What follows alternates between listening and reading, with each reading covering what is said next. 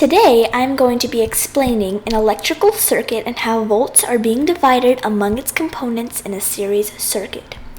I'm going to start off by telling you that each battery consists of 1.5 volts DC. So in total, that's 3 volts DC. I'm going to slide the switch. As you can see, the light is turned on and the fan is working.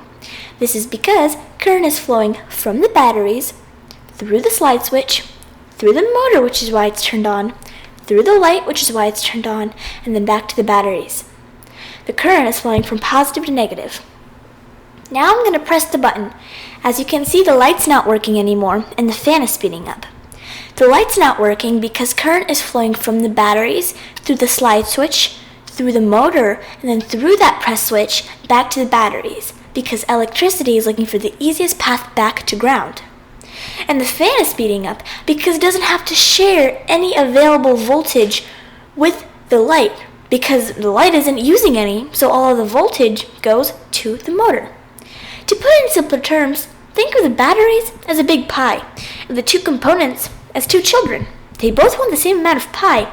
So if one child walks outside, the other child gets all the pie because it doesn't have to share with the other child anymore. In conclusion, this experiment clearly demonstrates how volts are being divided among its components in a series circuit. In the second part of my video, I want to share some science fair ideas from our Homeschool Science Fair Asheville 2020.